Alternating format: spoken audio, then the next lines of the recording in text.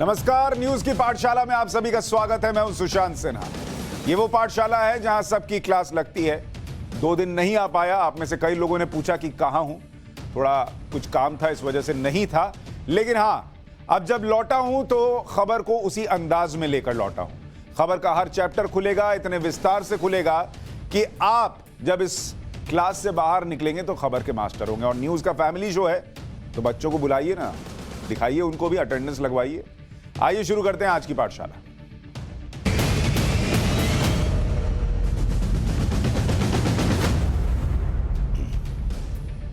सबसे पहले आपको बताऊं पाठशाला में आज आपके लिए क्या लेकर आया हूं। आज पाठशाला में इंडिया और पाकिस्तान का सीक्रेट मैच जो आपने नहीं देखा है, वो सीक्रेट मैच जो आपने नहीं देखा। अब आप कहेंगे ये कौन सा मैच है, अभी थोड़ी देर में बताऊंगा, थोड़ा सब्र रखिए। पाकिस्तान के प्लेइंग 11 को एक्सपोज करने वाली क्लास है ये, और इस प्लेइंग 11 में जो हमारे यहां से खेलते हैं उनकी भी क्लास लगेगी। इसके अलावा योगी के खिलाफ बीच सड़क पर नफरत फैलाने वालों की भी क्लास लगेगी। कैसे बीच सड़क पर योगी सिंगल कोर्ट में, उनके साथ क्या हुआ वो आपको दिखाऊंगा अभी थोड़ी देर में। और आखिर में मुगल सीरीज में अकबर की 3 शर्तों वाला चैप्टर। लेकिन सबसे पहले आइए शुरू करते हैं आज स्पोर्ट्स की क्लास।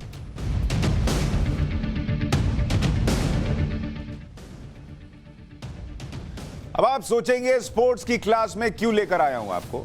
यह स्पोर्ट्स की क्लास दरअसल बहुत जरूरी थी। इंडिया पाकिस्तान का वो मैच जो आपने नहीं देखा वो दिखाना जरूरी है, क्योंकि स्पोर्ट्स की क्लास में अब आपको दिखाएंगे कैसे टूल किट से नफरत का खेल हुआ। 24 अक्टूबर को भारत और पाकिस्तान के बीच T20 वर्ल्ड कप का मैच हुआ, आपने देखा। इस मैच को सबने देखा। इस मैच के बाद एक और मैच हुआ, यह मैच आप मिस कर गए, या फिर देखे होंगे तो समझ नहीं पाए होंगे उस तरीके से। तो आज पाठशाला में थोड़ा वो मिस हुआ मैच आपको दिखाऊंगा कि उसी टूल किट वाले मैच को हम कैसे एक्सपोज करेंगे। थोड़ा बैठिए, दर्शक दीर्घा में बैठिए और देखिए कि यह कौन सा मैच है और कैसे, अगर इसकी चीजें समझेंगे तो बीपी बढ़ेगा, तो थोड़ा कंट्रोल में रखिएगा। जिस मैच की हम बात कर रहे हैं वो मैच क्या है वो भी आपको समझना चाहिए। जिस मैच की आज आपको, जो मैच आपने नहीं देखा वो दिखाने वाला हूं। कोई भी मैच किस लिए होता है? एक ट्रॉफी के लिए होता है कि भाई एक ट्रॉफी जीत जाए, यानी कुछ इनाम मिले, तब तो मजा है। तो यहां ट्रॉफी क्या है? आपने बहुत नाम सुना होगा आईपीएल का, लेकिन यहां ट्रॉफी दूसरी है। और इस ट्रॉफी का नाम है, जिसको जीतने के लिए मैच खेला गया पाकिस्तान वाला, उसका नाम है IBL। इसकी तस्वीर देखिए, और ये ट्रॉफी उठाए हुए भाई साहब को आप जानते होंगे, इनको थोड़ा जूम करके दिखाइए। ये पाकिस्तान के प्रधानमंत्री इमरान खान हैं, जिन्होंने ट्रॉफी पहले ही खुद से उठा ली है, लेकिन अभी इनकी ट्रॉफी हम छीनेंगे, वापस लेंगे। तो थोड़ा आपको दिखाता हूं ये IBL क्या है। और ये IBL का फुल फॉर्म है इंडिया, यानी आई, बांटो यानी बी से बांटो, और लीग, इंडिया बांटो लीग, IBL। IPL का भाई कह लीजिए, IPL तो बढ़िया है, ये IBL इंडिया को बांटने वाला लीग। और इसके आयोजक कौन है इसको समझिए। ये मैच आपके लिए, देश के लिए बड़ा इंपॉर्टेंट है इस मैच के बारे में जानना। इसके आयोजक हैं ISI प्लस पाकिस्तान की आर्मी, पाक की आर्मी।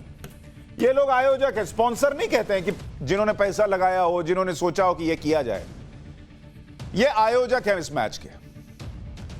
और इसमें मुकाबला किसमें है? इस IBL में इंडिया बांटो लीग IBL का मुकाबला किसके बीच में? मुकाबला है पाकिस्तान की टूल किट वाली army, tool kit army versus, जिनकी बात कर रहा हूं, हमारा हिंदुस्तान, जिसमें हम सब खड़े हैं, हिंदुस्तान का भाईचारा। अब आप कहेंगे ये कमाल का मैच आप दिखा रहे हैं, बता रहे हैं, इसके बारे में कभी सुना नहीं। अभी सुनाऊंगा ना, यही तो समझना जरूरी है कि ये टूल किट वाली आर्मी के प्लेइंग 11 में कौन कौन है। लेकिन मैच के प्लेइंग 11 की बात करूं, उसके पहले समझना बड़ा जरूरी होता है कि पिच कंडीशन कैसी है, यानी किस कंडीशन में मैच खेला जा रहा है, किस पिच पर मैच खेला जा रहा है। इस पिच कंडीशन को नहीं समझिएगा तो मैच कैसे समझिएगा? तो पिच कंडीशन समझिए। भारत के खिलाफ पाकिस्तान का यह प्रॉक्सी मैच और इसके लिए जो पिच बिछाई गई, जो माहौल बनाया गया, वो यह बनाया गया कि मोहम्मद शमी की ट्रोलिंग हुई क्योंकि मोहम्मद शमी मुसलमान है। पिच बिछा दी गई। मैच कंडीशंस को समझिए, तब आप समझ पाएंगे मैच में क्या हो रहा था। मुसलमान होने की वजह से मोहम्मद शमी को ट्रोल किया गया हिंदुस्तान में। हाय तौबा, हिंदुस्तान में मुसलमानों के साथ क्या हो रहा है, इसकी पिच बिछाई गई मैच को खेलने के लिए। पिच बिछी, अब उस पिच पर खेलने वाले प्लेइंग 11 की भी तो बात होगी, तब तो आपको समझ में आएगा कि मैच खेल कौन रहा था और कैसे खेल रहा था। तो आपको जरा प्लेइंग 11 के नाम बताते हैं कि इस आईपीएल में इंडिया बांटो लीग, इंडिया बांटो लीग, इसमें प्लेइंग 11 में कौन कौन है, इनका प्लेइंग 11 देख लीजिए। प्लेइंग 11 मतलब कौन कौन टीम में खेल रहा था। सबसे पहला नाम इमरान खान, पाकिस्तान के प्रधानमंत्री हैं ये भाई साहब, जिनको अभी आपको दिखाया था। इनकी तस्वीर देखिए, ये प्लेइंग 11 है पूरा। इमरान खान सबसे पहली तस्वीर, इनको जूम करके दिखाइए इमरान खान की तस्वीर। ये पाकिस्तान के प्रधानमंत्री हैं और इस टीम को लीड करते हैं। कैसे, अभी आपको समझाऊंगा। इसके बाद अगला नाम है शेख रशीद का। ये वहां पर मंत्री हैं, बड़बोले मंत्री हैं, लेकिन ये भी इस प्लेइंग 11 में शामिल थे, पाकिस्तान के गृह मंत्री। इसके बाद तीसरा नाम प्लेइंग 11 में वकार यूनिस का। कितना इनको सम्मान दिया हम लोगों ने कि क्या बॉल घुमाते हैं, और ये भाई साहब यहां पूरी की पूरी एजेंडा घुमाकर जो है वो भारत में ले आए। कैसे, अभी आपको बताऊंगा। इसके बाद इन कुछ खिलाड़ियों के बारे में आप जानते नहीं होंगे, अभी मैं बताऊंगा। फैजी ग्राम प्लेइंग 11 का एक और नाम, मोहम्मद कामरान प्लेइंग 11 का एक और नाम, शुगर काका, ये शुगर काका भाई साहब चीनी खा खा के और ऐसे जहर उगल रहे हैं कि क्या बताऊं। आदिल तैयाब, ये भाई साहब प्लेइंग 11 का एक और नाम। पाकिस्तान स्ट्रेटेजिक फोरम, ये भी प्लेइंग 11 में। एक मनल हैं, ये भी प्लेइंग 11 में। नदीम खान, ये भी प्लेइंग 11 में है। और इसके बाद आखिर में इनको जरा दिखाइए, इनका चेहरा आपको दिख नहीं रहा, लेकिन इनका नाम देखना चाहिए। ये भारत के कुछ मसीहा पत्रकार हैं जो पाकिस्तान की टीम से खेलते हैं। इन मसीहा पत्रकारों के बारे में आपको जानना चाहिए कि कैसे इन्होंने इस मैच में अपनी भूमिका निभाई। तो ये हो गया प्लेइंग 11 जो पाकिस्तान ने तय कर लिया था कि ये हमारी तरफ से खेलेगी। पिच तैयार थी कि मुसलमान होने की वजह से बताइए क्या हो गया मोहम्मद शमी के साथ। ओह, इस देश में मुसलमानों के साथ क्या हो रहा है, क्या हो रहा है, और ये सब कब से हो रहा है, 2014 से हो रहा है क्या। सारी कहानी, सारी पिच तैयार थी। लेकिन भारत के खिलाफ इस प्रॉक्सी मैच की ओपनिंग पाकिस्तान के गृह मंत्री शेख रशीद और पाकिस्तान के प्रधानमंत्री इमरान खान ने की। शेख रशीद ने T20 मैच में पाकिस्तान की जीत में भारत के मुसलमानों को घसीटा। उन्होंने माहौल तैयार किया, ओपनिंग स्टैंड जो कहते हैं ना, उन्होंने शुरू में माहौल बनाया। उन्होंने कहा भारतीय मुसलमानों इसका जश्न मनाएंगे, भारत के मुसलमान जो यहां पर पाकिस्तान की जीत हुई, इसका जश्न भारत का मुसलमान मनाएगा।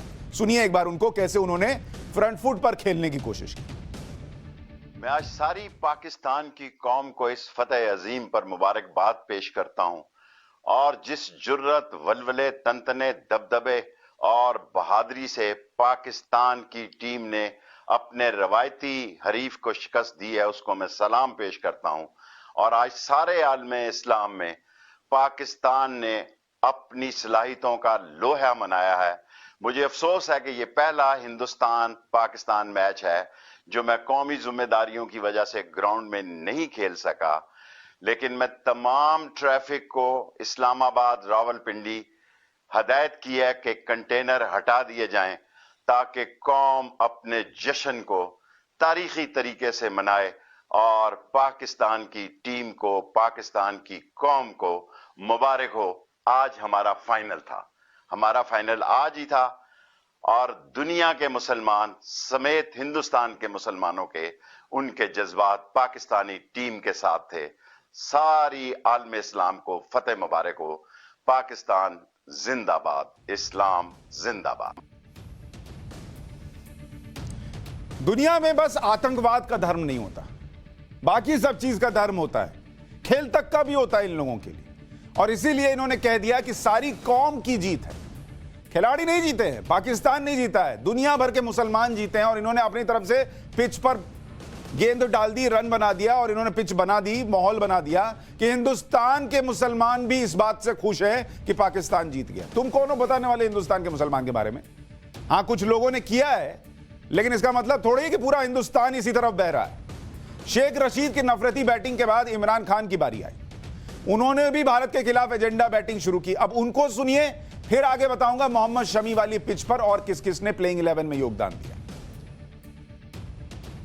We have two of the biggest markets in the world neighboring us. We have, through Afghanistan, the whole Central Asian markets. We have excellent relationship with China. But if somehow we improve our relationship with India, I know after last night's thrashing by Pakistan team in the cricket match, it's not a very good time to talk about improving relationship with India. इन्होंने अलग माहौल बनाया। इसके बाद नफरत की pitch पर पाकिस्तान के बॉलिंग कोच वकार यूनिस उतरे और उनको इस बात की बड़ी खुशी थी कि हिंदुओं के बीच में एक मुसलमान ने बीच मैदान में नमाज पढ़ी। इनका माहौल बनाने का अलग तरीका है, सुनिए। एग्रेसिवनेस भी थी, जिस तरीके से स्ट्राइक रोटेशन थी, जिस तरीके पे उनके चेहरे पे नजर आ रहा था, दैट वाज अमेजिंग। और सबसे अच्छी बात जो रिजवान ने की कि फिर उसने माशाल्लाह उसने ग्राउंड में खड़े होकर नमाज पढ़ी, जो कि हिंदुओं के बीच में खड़े होकर। So that was really something very very special for me. Match कैसा खेले, रन कितने बनाए, कितने विकेट से जीते नहीं जीते, उससे मतलब नहीं था। हिंदुओं के बीच खड़े होकर उसने नमाज पढ़ ली पाकिस्तानी खिलाड़ी ने, इसी में ये गदगद थे, बम बम थे।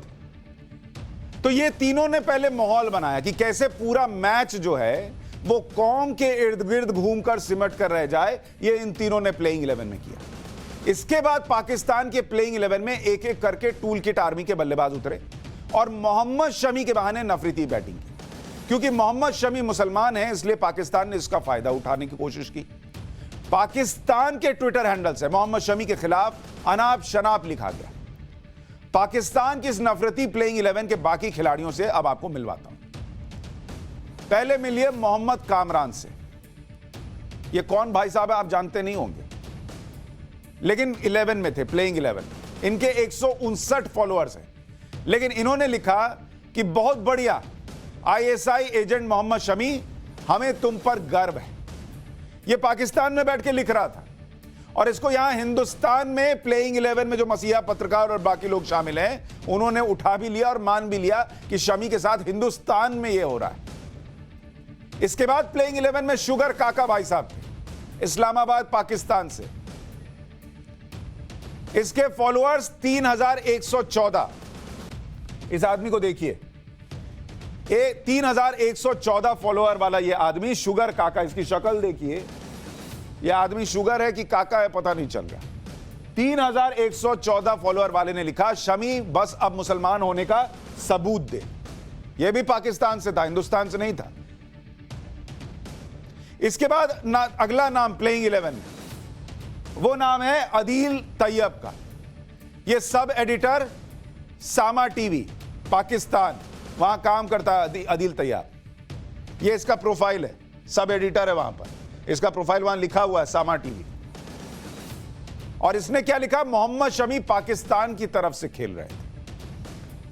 अब आप सोचिए, पाकिस्तान में बैठकर वहां का सो कॉल्ड पत्रकार ये क्यों लिखेगा कि मोहम्मद शमी पाकिस्तान की तरफ से खेल रहे थे? क्योंकि आपको यहां, चूंकि आप वैसे ही हारने पर गम में हैं, चिंगारी लगी।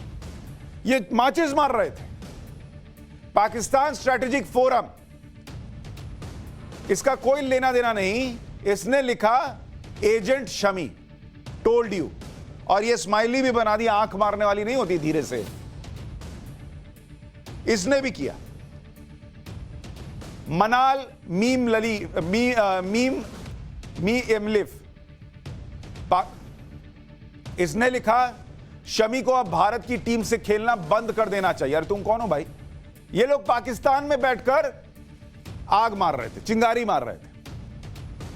इसके बाद प्लेइंग 11 में नाम था फैजी ग्राम फैज रसूल सियाल पाकिस्तान से। ये वकील है वहां पर, इसने लिखा मेजर मोहम्मद शमी आईएसआई का अंडर कवर एजेंट। क्योंकि आप जब ऐसे ट्वीट पढ़ेंगे तो आप जाके प्रोफाइल में तो चेक करेंगे नहीं। आपने देखा किसी ने लिखा है कि मोहम्मद शमी को आईएसआई का एजेंट बताया जा रहा है, आपने या किसी और लोगों ने देखा कि भाई ऐसा किया जा रहा है, और उसके बाद माहौल बना दिया गया कि भाई मोहम्मद शमी मुसलमान था इसलिए उसके साथ ऐसा शुरू हुआ। इसके अलावा मसीहा पत्रकार हैं कुछ लोग यहां पर, उनका काम ही यही है, कभी चिताओं के पास बैठकर जो है लाइव कर दो, कभी जलती चिताएं दिखाओ, उसकी फोटोज बेचो। आपको दिखाया था ना अमेरिका में 6 लाख मौत वाला, वो सब वो लोग नहीं दिखाते हैं। मसीहा पत्रकार भी खेल रहे थे प्लेइंग 11 में, और इन्होंने न सिर्फ उसके बारे में झूठ और भ्रम फैलाया कि मोहम्मद शमी को टारगेट किया जा रहा है, बल्कि उनके समर्थन में उतरकर कुछ न बोलने पर विराट कोहली को भी लपेट लिया, और फिर अमेरिका के एक बड़े अखबार में इसका डंका पीट दिया कि कैसे मोहम्मद शमी को मुसलमान होने पर भारत में ट्रोल किया गया। तो ये सब प्लेइंग 11 जो मैं आपको बता रहा हूं, ये प्लेइंग 11 के सारे खिलाड़ी अपनी भूमिका निभा रहे थे, प्लेइंग 11 वाले, और उसमें ये भारत के मसीहा पत्रकार हैं, बाहर के नहीं है। किसको कहां फील्डिंग लगानी है ये सबको पता रहता है, क्योंकि इनको मोहम्मद शमी से लेना देना नहीं है, इनको भारत में माहौल खराब है यह साबित करना है। पाकिस्तान की ट्रोल आर्मी और भारत के भाईचारे के बीच हुए इस मैच में अंपायर भी थे। अंपायर के बिना कैसे काम होगा? अंपायर वो होता है, अंपायर कौन था इस मैच में वो देख लीजिए। अंपायर वो जो कि कम से कम निष्पक्ष होकर निर्णय दे सके, लेकिन यहां अंपायर भी पुराने जमाने में 90s में नहीं होता था कि अंपायर बिके हुए होते थे, सेट होते थे, वो पाकिस्तान से ही होते थे, और सीधा बॉल पैड पे लगी नहीं कि वो हाथ उंगली उठा दिया, आउट। यहां 2 अंपायर थे, पहला अंपायर राहुल गांधी जी थे, ये भाई साहब पहले अंपायर, और दूसरे अंपायर ओवैसी साहब, ओवैसी। एक को लेग साइड में खड़ा कर दीजिए लेग अंपायर, और दूसरे को खड़ा कर दीजिए। ये 2 अंपायर थे, राहुल गांधी, असदुद्दीन ओवैसी। इन्होंने सीधे उंगली उठा दी, yes you are out, India is out, क्योंकि यहां पर मुसलमान होने की वजह से मोहम्मद शमी को टारगेट किया जा रहा है। इन अंपायर ने घोषित कर दिया। राहुल गांधी अंपायर बने हुए, इन्होंने ट्वीट कर दिया, और इन्होंने ट्वीट में लिख दिया कि किस तरीके से राहुल गांधी ने ट्वीट करके लिखा कि शमी हम सभी तुम्हारे साथ हैं। Mohammed Shami, we are all with you. These people are filled with hate because nobody gives them any love, forgive them. These people कौन these people? वो पाकिस्तान के लोग जो माचिस मार रहे थे, लेकिन आपने उनको साइड कर दिया और अपने ही हिंदुस्तान के कुछ लोगों को यह दिखाते हुए कि वो तो फलाने पार्टी से जुड़े हुए हैं, इसलिए तुमको टारगेट करते हैं क्योंकि तुम मुसलमान हो, इसलिए हम तुम्हारे साथ खड़े। हम कौन हम? आपकी पार्टी वो इस देश की नहीं है। हम लोग जो खड़े हैं मोहम्मद शमी के साथ, हम लोग कहां के हैं? लेकिन उसमें पॉलिटिक्स घुसा दी गई। इसके बाद ओवैसी साहब, दूसरे अंपायर नंबर 2, इंडिया बाटो लीग में ओवैसी भी अंपायर बनकर तैयार हो गए, और इन्होंने तो कह दिया कि यहां रेडिकलाइजेशन चल रहा है। उनका बयान सुनिए एक बार, फिर आगे की बात बताता हूं। आप भी कल क्रिकेट मैच देखिए। अब रहा सवाल जहाँ तक कि मोहम्मद शमी को निशाना बनाया जा रहा है कल के क्रिकेट मैच की हार का, ये तो ये बताता है कि फ़िरक़ा परस्ती, रेडिकलाइजेशन और हेट्रेड मुस्लिम्स के ताल्लुक से कितना बढ़ चुका है। एक टीम में 11 खिलाड़ी होते हैं, 11 खिलाड़ी में एक मुसलमान होता है, तो आप उसको टारगेट कर रहे हैं लोग।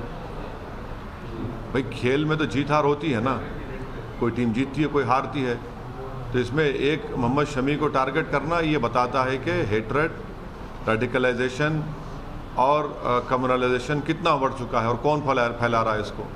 ये तो जवाब देना पड़ेगा। क्या बीजेपी की सरकार कंडेम करेंगी उन लोगों को जो आज एक 11 में से एक प्लेयर को जो सोशल मीडिया पे उसको ट्रोल किया जा रहा है, उसको अनाप शनाप उसके बारे में बकवास बका जा रहा है? ये शर्म की बात है, अफसोस की बात है। वो तो इंडिया की टीम के लिए खेल रहा था ना। यहां भी पॉलिटिक्स घुसेड़ ले आए। इनको सिर्फ मोहम्मद शमी दिखे। विराट कोहली के साथ क्या हो रहा था ट्विटर पर, रोहित शर्मा के साथ क्या हो रहा था ट्विटर पर, इनको नहीं दिखता। इनकी पार्टी में ही इन्होंने मुसलमान जोड़ रखा है, तो सिर्फ मुसलमान की बात करता है। वो भी ढंग से तो कीजिए। कोई भारत में उनके पीछे पड़ा हो तो समझ में आता है। पाकिस्तान वाले चिंगारी मार के चले गए, कुछ लोगों ने बोल दिया, आपने कह दिया अरे मुसलमान तो इसलिए हो गया। विराट कोहली मुसलमान है, रोहित शर्मा भी मुसलमान है क्या? इसमें चीयर लीडर्स भी थे। श्रीनगर में कुछ मेडिकल छात्रों ने कथित तौर पर पाकिस्तान की जीत का जश्न मनाया था, समर्थन में नारेबाजी की थी। अब इस मामले की जांच चल रही है। 2 केस दर्ज किए गए और कहा यह भी जा रहा है कि इन चीयर लीडर्स पर से ध्यान हट जाए, इसलिए मोहम्मद शमी नाम का जो है वो एक किरदार खड़ा किया गया। मतलब पिच ही बदल दो।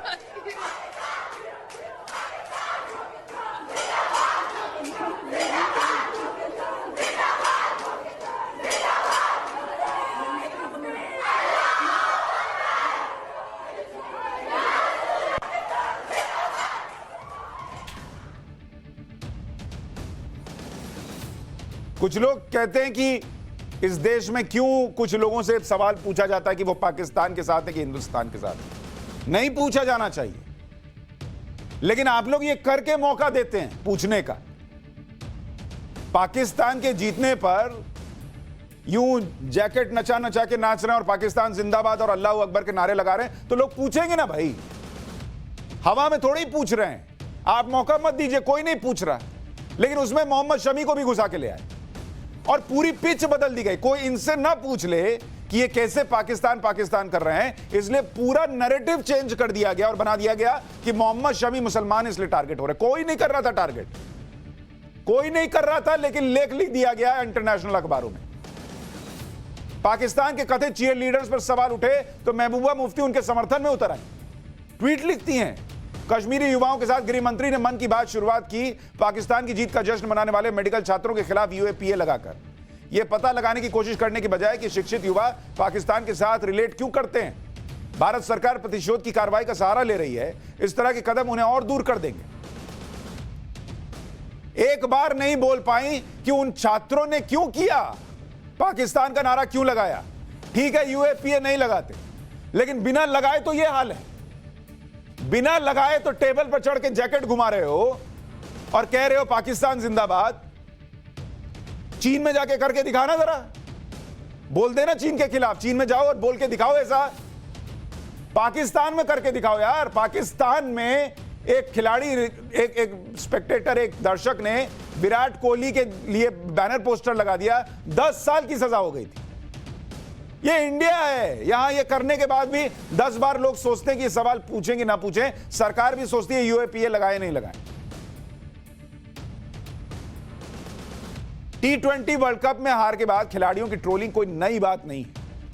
केवल शमी की नहीं हुई थी ट्रोलिंग। विराट कोहली आईपीएल में हारे तो रो पड़े, पाकिस्तान से हारे तो हाथ मिला रहे हैं, ऐसे मीम बनाकर डाले गए। दिखाइए, ये मीम डाले गए, जूम करके दिखाइए इसको कि विराट कोहली आईपीएल में हार रहे थे तो रो रहे थे और पाकिस्तान से हारे तो गले मिल रहे थे। अरे वाह विराट कोहली। लोगों ने इसको ट्रेंड कराया, इसको ट्वीट कराया।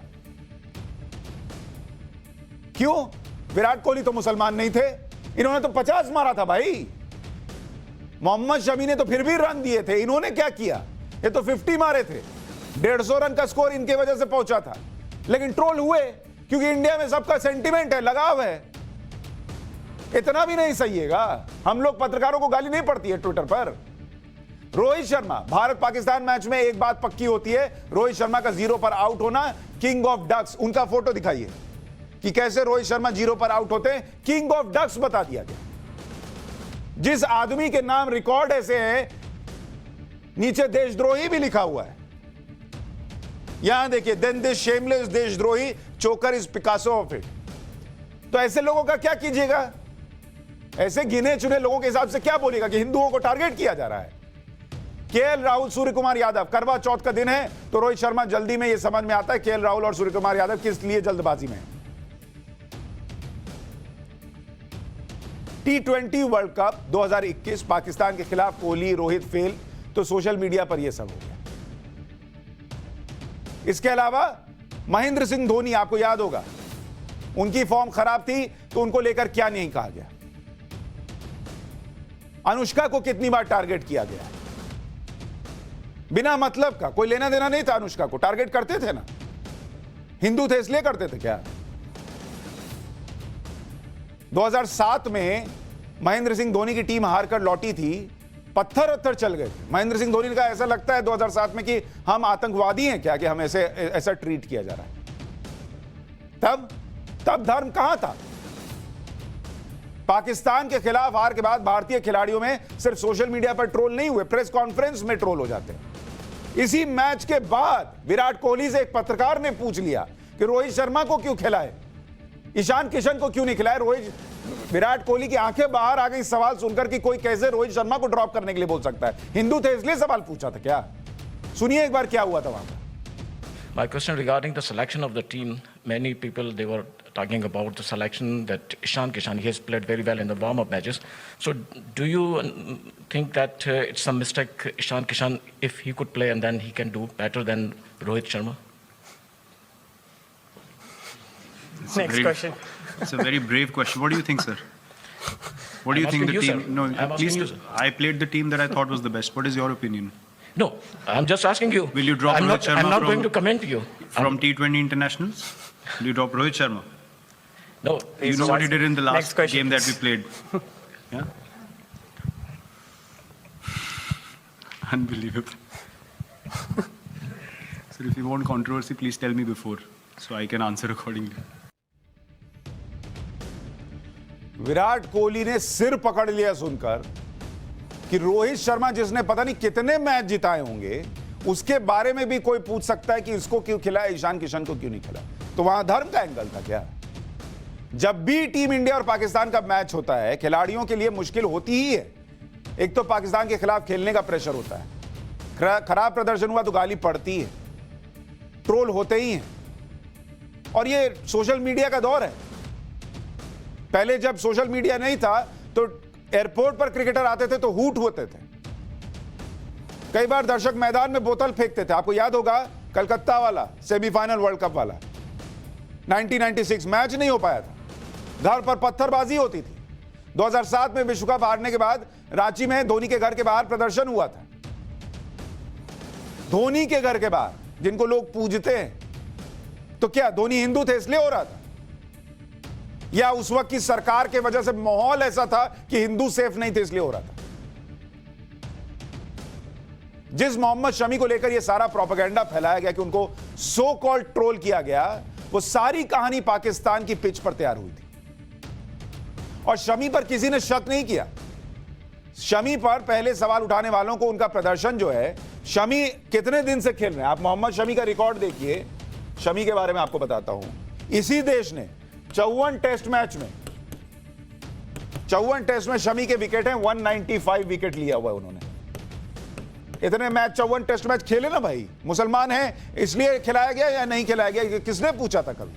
79 ओडीआई खेले, 148 विकेट लिया हुआ है वहां पर, 12 T20 और 12 विकेट है।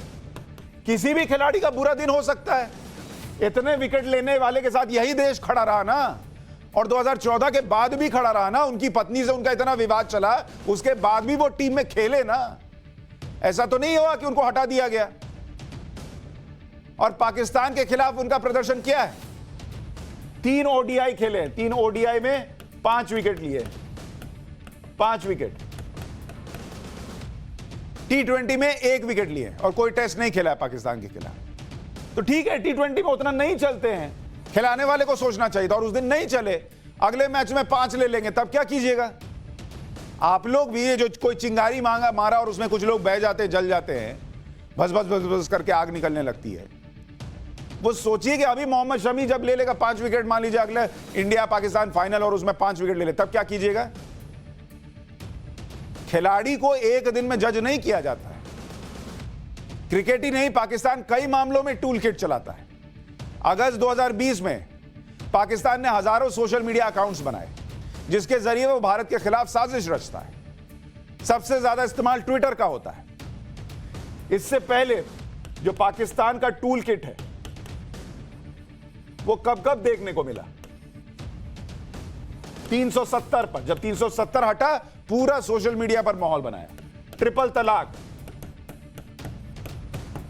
इसको बताया गया कि भारत में इस्लामोफोबिया चल रहा है, इसलिए ट्रिपल तलाक हटाया जा रहा है। गलवान वैली में जो घटना हुई, उसमें पूरा प्रोपेगेंडा जो है वो पाकिस्तानी हैंडल से फैलाया गया। किसान आंदोलन में कैसे सरकार विरोधी जो है वो ट्वीट कराए गए, वो पाकिस्तान के हैंडल से, वो भी सबके सामने है। सितंबर 2020 में स्टैनफोर्ड के एक रिपोर्ट में बताया गया कि अगस्त 2020 में फेसबुक के, एफबी के 103 पेज और 78 group, 453 Facebook account, FB account, इसके अलावा 107 इंस्टा अकाउंट, इन सब को बंद किया गया। ये पाकिस्तानी अकाउंट से भारत विरोधी कैंपेन चल रहा था। ये तो वो है जो पता चला, जो नहीं चला, जो इसी तरीके से चिंगारी मार के भाग जाते हैं, उनका क्या। अगस्त 2019 में भारतीय सुरक्षा एजेंसी ने बताया कि पाकिस्तान हजारों अकाउंट्स को फंड कर रहा है। फेक न्यूज, फर्जी तस्वीरें, पुराने वीडियो से छवि खराब की गई, ये सब हुआ पाकिस्तान के कहने पर। अब यहां जो उनका जो एजेंडा है उसी से मिलता जुलता जो लोग आर्टिकल लिखते हैं, वो क्या करते हैं भगवान जाने। 2020 में ऐसे ही एक प्रोपेगेंडा वेबसाइट और सोशल मीडिया अकाउंट की पाकिस्तानी प्रधानमंत्री इमरान खान के एडवाइजर जहांगीर खान से भी तार जुड़े हुए पता चले। तो आपको यह मैच इसलिए दिखाया क्योंकि यह मैच नहीं देखिएगा तो देश हारेगा। अगर ये मैच नहीं देखिएगा, नहीं समझिएगा कि इस प्लेइंग 11 में कौन कौन खेलता है, कैसे पिच तैयार की जाती है और माहौल बना दिया जाता है और कैसे चीयर लीडर्स आते हैं, तो इस देश में हिंदू मुसलमान होगा। और ये क्यों होगा आपने सोचा है? इसलिए होगा क्योंकि चीन से लेकर पाकिस्तान तक परेशान है कि हिंदुस्तान में कोरोना कंट्रोल हो गया। चीन से लेकर पाकिस्तान तक परेशान है कि भारत की अर्थव्यवस्था दुनिया में सबसे तेजी से बढ़ने वाली है। चीन से लेकर पाकिस्तान तक परेशान है कि हिंदुस्तान की अर्थव्यवस्था अभी ही गति पकड़ चुकी है। कैसे रोकेंगे? और कोई तरीका दिखता नहीं हिंदू मुसलमान का। तो अगली बार कोई ऐसे माचिस मारे तो तुरंत जो है वो भरभरा के जल मत पड़िए। थोड़ा संयम दिखाइए कि किसका एजेंडा हो सकता है। पाठशाला में अब आपको लिए चलता हूं लोकतंत्र की क्लास में।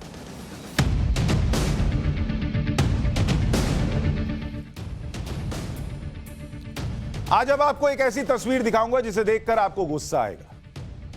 यह तस्वीर आपके मन में कई सवाल उठाएगी। सबसे पहले तस्वीर को देखिए। एक शख्स ने उत्तर प्रदेश के मुख्यमंत्री योगी आदित्यनाथ का मुखौटा लगाया हुआ है। योगी आदित्यनाथ की तरह ही भगवा कपड़ा पहना हुआ है और इसके हाथ रस्सियों से बांध दिए गए हैं और उसे सड़क पर घसीटा जा रहा है। योगी का रूप लिए इस युवक को दिखाया गया और बाकी के लोग उसे थप्पड़ मार रहे हैं। उसके चेहरे पर योगी आदित्यनाथ का मास्क लगा दिया गया है और बाकी लोग उसे रस्सी से बांधकर थपड़िया रहे हैं।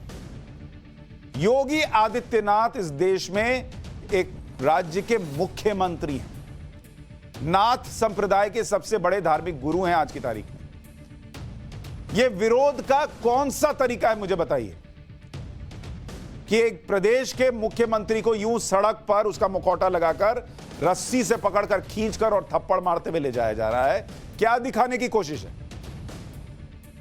अब आपको बता दें कि यह घटिया विरोध प्रदर्शन किया किसने, आपको यह जानना चाहिए। इस देश में विरोध का तरीका जो है वो कहां से कहां चला गया है। पहले समझिए कि कहां हुआ विरोध। यह हुआ केरल में। अब यह विरोध किसने किया? PFI, इसका नाम है पॉपुलर फ्रंट ऑफ इंडिया। इसका नाम आपने हाल के दिनों में कई बार सुना होगा, पॉपुलर फ्रंट ऑफ इंडिया। इसी का छात्र संगठन है CFI, इसका प्रदर्शन था ये। इसका नाम है campus front of India. PFI के प्रोटेस्ट में कई बार ये आगे आगे रहता है। PFI इस्लामिक संगठन है, 2006 में स्थापित हुआ दिल्ली के शाहीन बाग में हेड ऑफिस है। और सीएफआई जिसके बारे में बता रहा हूं, कैंपस फ्रंट ऑफ इंडिया, ये पीएफआई का स्टूडेंट विंग है। लेकिन आपके मन में सवाल होगा कि इतनी नफरत योगी आदित्यनाथ से क्यों, कि इस तरीके से पकड़कर खींच के ले जाया जा रहा है और थप्पड़ थप्पड़ बीच सड़क पर मारा जा रहा है, यह दिखाकर वीडियो वायरल करने का क्या मतलब? पीएफआई का विरोध क्यों है आदित्यनाथ को लेकर? पीएफआई का विरोध क्यों? यह विरोध तो खैर नजर नहीं आता। पीएफआई का एक तरीके से कहिए, यह विरोध तो मुझे नजर नहीं आता, यह नाटक कह लीजिए। क्यों है? इसकी एक बड़ी वजह है हाथरस की घटना, आपको याद होगा, जहां पर रेप की घटना और उसके बाद बच्ची का शव जलाने की बात आई थी। इसमें पीएफआई पर भी एक्शन लिया गया था। दो समुदायों के बीच नफरत फैलाने की साजिश है, यह समझना भी जरूरी है। और पीएफआई वालों को योगी आदित्यनाथ से इतनी दिक्कत क्यों है, यह समझना भी जरूरी है। हाथरस की घटना में पीएफआई पर आरोप है कि हिंसा भड़काने की इसने कोशिश की और पीएफआई और सीएफआई के 4 सदस्यों को गिरफ्तार किया गया। 4 सदस्य अरेस्ट हुए। इन पर आरोप है कि इन्होंने वेबसाइट के जरिए फर्जी खबर फैलाई थी। और इनका सदस्य है सिद्दीकी कप्पन। यूपी में मुकदमा चलाए जाने का विरोध किया गया इसका, और घटना के दौरान अशांति फैलाने का इस पर आरोप है। इसका नाम है सिद्दीकी कप्पन। और यह अभी कहां है? यह आज की तारीख में मथुरा की जेल में है। सिद्दीकी कप्पन जेल में बंद है। तो पहली वजह योगी आदित्यनाथ से नफरत की है हाथरस की घटना। इन लोगों को लगा था कि कुछ भी कर देंगे और चलेगा, इस आदमी को पकड़कर जेल में डाल दिया गया, तो वो गुस्सा अंदर से निकल रहा है। इसके बाद सीए का प्रोटेस्ट, ये योगी से नफरत क्यों है, ये आपको बता रहा हूं। योगी से नफरत क्यों पीएफआई को? सीए के खिलाफ प्रोटेस्ट में नागरिकता कानून के खिलाफ प्रदर्शन हुआ। हिंसा बाराबंकी, गोंडा, बहराइच, वाराणसी, आजमगढ़, मेरठ, मुजफ्फरनगर, कैराना, शामली में हुई। योगी सरकार ने पीएफआई के कई सदस्यों को गिरफ्तार किया। हिंसा के जो नुकसान हुआ उसकी वसूली भी की गई। तो ये जो सीए का प्रोटेस्ट था, इसमें हुई गिरफ्तारियों को लेकर इनका दिमाग अभी भी भन्नाया हुआ है, क्योंकि पहले ऐसा होता नहीं था। कुछ भी जला दो, बसेस जला दो, कुछ भी कर दो। अब तो योगी जी क्या करते हैं, वो पोस्टर लगा देते हैं और उसमें सबकी फोटो डाल देते हैं कि सबसे वसूलेंगे। तो वो इनको पसंद नहीं आ रहा। तो ये दूसरी वजह है। तीसरी वजह है टेरर फंडिंग। अब ये बड़ा गंभीर आरोप है। टेरर फंडिंग की कमर तोड़ी है उत्तर प्रदेश एसटीएफ ने। पीएफआई के खिलाफ भी जांच चल रही है। टेरर फंडिंग के मामलों की जांच, पीएफआई के दिल्ली दफ्तर में छापा पड़ा। हाथरस में दंगा भड़काने के लिए टेरर फंडिंग का भी आरोप है। तो यह मामला भी इन लोगों को नागवार गुजर रहा है कि हमारी जांच क्यों हो रही है। तो इसलिए क्या करो, इस तरीके का एक वीडियो बना लो और योगी आदित्यनाथ को रस्सी से खींच रहे हैं और थप्पड़ मार रहे हैं, यह दिखाने की कोशिश करो। ये लोकतंत्र है, ये तमाशा है भाई। ऐसे विरोध प्रदर्शन होता है। पीएफआई योगी आदित्यनाथ से इन्हीं वजहों से भड़की हुई है और ये प्रोटेस्ट के नाम पर ये सब चल रहा है। कोर्ट में बेगुनाही साबित नहीं हो पा रही अभी तक, तो फ्रस्ट्रेट हो रहे हैं, सड़क पर घटिया प्रदर्शन का तरीका अपना रहे हैं। और पीएफआई को students Islamic movement of India यानी सिमी का बी विंग कहा जाता है। पीएफआई जो है, इसको कहा जाता है कि ये सिमी, इसका बी विंग है। सिमी जो है वो बैन कर दिया गया था, ये बैंड है। इसको कहते हैं students Islamic movement of India. इसी का जब बैन कर दिया गया तो इसका बी विंग बना दिया गया पीएफआई को। यह आरोप लगता है।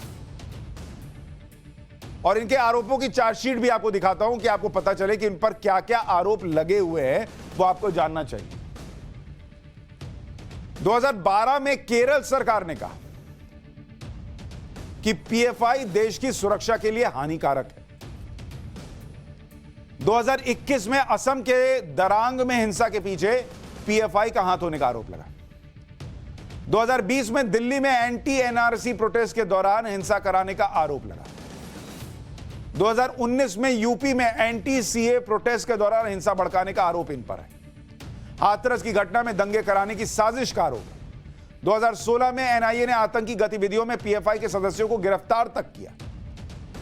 2016 में ही पीएफआई से जुड़े लोगों ने कर्नाटक में आरएसएस नेता रुद्रेश की हत्या की।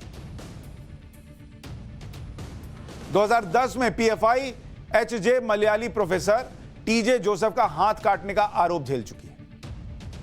2012 में पीएफआई पर असम के कोकराझार में दंगे फैलाने का आरोप है और इन पर कार्रवाई कीजिए तो ऐसा वीडियो बनाकर डालते हैं। बीजेपी ने केरल में हुए घिनौने प्रोटेस्ट पर कड़ा ऐतराज जताया है। संबित पात्रा क्या लिखे वो आपको बताता हूं। वो कह रहे हैं कि ये बेहद आपत्तिजनक है। कैंपस फ्रंट ऑफ इंडिया यानी सीएफआई ने अपने विरोध के दौरान न केवल भारत के एक निर्वाचित मुख्यमंत्री के खिलाफ हिंसा को उकसाया, बल्कि भगवा और एक हिंदू मठवासी के खिलाफ दिखाया गया तिरस्कार विभिन्न धर्मों के बीच नफरत को बढ़ावा देगा। और इसमें क्या गलत है जो संबित पात्रा कह रहे हैं, मुझे बताइए। एक योगी आदित्यनाथ को फॉलोअर बताइए, सीएम के तौर पर ना मानिए, लेकिन एक योगी के तौर पर तो कितने लोग मानते हैं। अब आप एक योगी को इस तरीके से रस्सी से खींच रहे और मार रहे हैं, तो बहुतों की भावना आहत हो गई थी मोहम्मद शमी के बारे में पाकिस्तान के ट्वीट और इंस्टाग्राम पोस्ट देखकर। यह वीडियो देखकर लोगों को होगी तो फिर तो संबित पात्रा सही सवाल उठा रहे हैं कि ये तो आप भड़का रहे हैं लोगों को,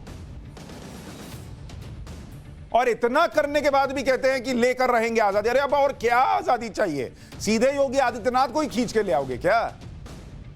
अभिव्यक्ति की आजादी है, विरोध प्रदर्शन का अधिकार है, इस तरीके की दलीलें आप सुनते हैं, लेकिन ये इस घटना पर केरल में जो हुआ इस पर खामोशी क्यों है?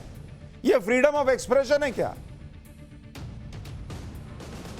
एक ट्वीट नहीं कोई कर पा रहा कि ये बड़ा गलत तरीका है, विरोध कीजिए, लेकिन ये कौन सा तरीका है? राहुल गांधी, प्रियंका वाड्रा, ओवैसी, ममता बनर्जी, अरविंद केजरीवाल, लेफ्ट पार्टियां, किसी ने कोई विरोध नहीं किया। केरल की पुलिस ने कोई कार्रवाई की या नहीं की, कुछ नहीं पता। अब सवाल यह है कि ऐसा करने वालों के खिलाफ क्या किया जाए। आप शिकायत दर्ज करा सकते हैं, लोकतांत्रिक तरीके से विरोध दर्ज करा सकते हैं, लेकिन इससे ज्यादा क्या? इसी देश में आपने देखा एंटी सीए प्रोटेस्ट में छोटे छोटे बच्चे बुलवाए जा रहे थे, उन बच्चों से बुलवाया जा रहा था कि नरेंद्र मोदी को मार दें। इसी देश में किसान आंदोलन में हाय हाय मोदी, मर जा मोदी के नारे लगे। इसी देश में विरोध प्रदर्शन के नाम पर योगी आदित्यनाथ का मुखौटा पहनाकर एक व्यक्ति को सड़क पर मारा जा रहा है। यह लोकतंत्र है? यह तरीका है? सोचिएगा कि लोकतंत्र और विरोध के तरीके के नाम पर इस देश में क्या क्या हो रहा है। पाठशाला में एक छोटा सा ब्रेक ले रहा हूं, ब्रेक के उस पार हिस्ट्री की क्लास।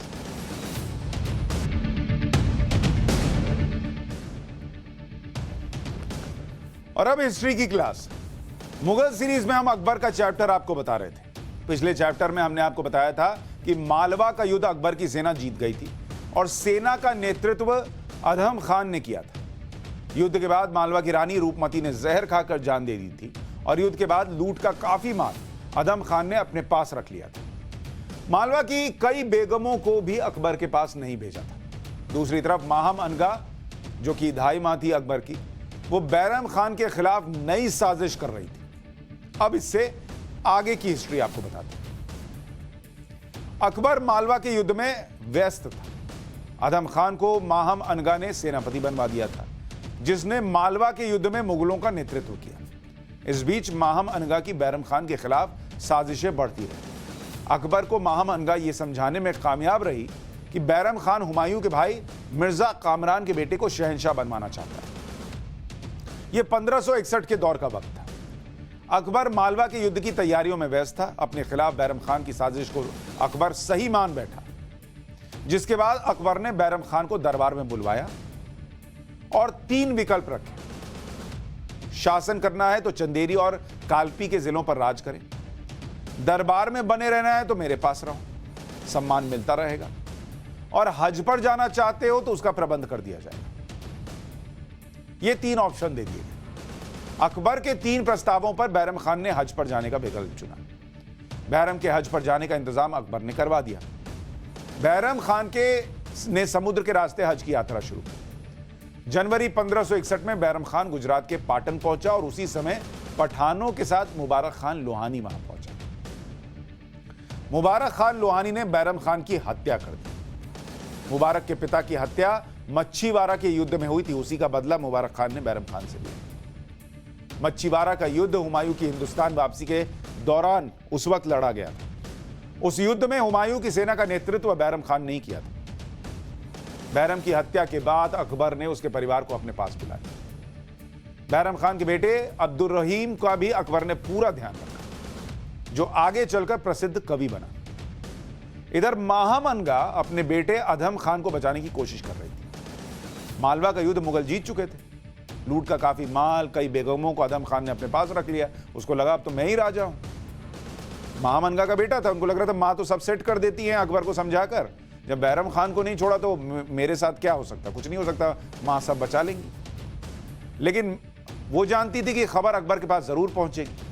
अकबर भी अब सच्चाई जानना चाहता था, इसलिए वो मालवा के लिए रवाना हो गया। खुद अकबर के गुस्से से बचने के लिए महामनगा ने अधम खान के पास दूत भेजा। महामनगा के दूत के मालवा पहुंचने से पहले अकबर पहुंच गए। अकबर को मालवा में देखकर अधम खान हैरान रह गया। अधम खान ने सोचा कि गलती मानकर अकबर के गुस्से से बच जाएगा। अधम खान ने अपने हरम में मालवा की 2 बेगमों को छिपाया था। अगर वो दोनों बेगम अकबर के सामने जाती तो सच्चाई खुल जाती। सच्चाई छिपाने के लिए माहम ने दोनों बेगमों का कत्ल करवा दिया। महामनगा ने यहां तो अपने बेटे अधम खान को बचा लिया, लेकिन अधम खान अब अकबर की नजरों पर चढ़ चुका था। अधम के फैसलों से अकबर पहले से नाराज चल रहा था, लिहाजा अब अधम खान के लिए आगे की राह मुश्किल थी। मालवा की घटना के बाद अधम खान किसी तरह से अकबर के गुस्से से बचा, लेकिन उसकी हरकतें नहीं बदली। वो अपनी मां के दम पर सल्तनत से जुड़े फैसलों में दखल देता रहा। इसी बीच 1561 में अकबर ने एक अहम फैसला लिया, जिससे अधम खान बौखला गया। अकबर ने अतगा खान को मंत्रियों का प्रधान बना दिया। शमसुद्दीन अतगा खान पहले मुगल साम्राज्य में मंत्री था। इस फैसले से महामनगा और अधम खान दोनों नाराज हो गए। महामनगा को लगा कि शासन अब उसके हाथ से निकल जाएगा। अधम खान लगातार अतगा खान के खिलाफ चाल चलने लगा। 16 मई 1562 को अधम खान तलवार लेकर अतगा खान के पास पहुंचा और अतगा खान का कत्ल कर दिया। अतगा खान को अकबर बहुत मानता था, उनका सम्मान करता था। अतगा खान का कत्ल करके अधम खान ने अकबर के गुस्से को हवा दे दी। महामनगा जानती थी कि अब अधम का बचना बहुत मुश्किल है भाई। अधम खान का क्या हुआ? क्या माहम उसे बचा पाई? अकबर ने अधम खान को क्या सजा दी या नहीं दी, ये कल बताएंगे। तब तक के लिए थोड़ा आप इंतजार कीजिए और पाठशाला में कल फिर मुलाकात होगी। नमस्कार।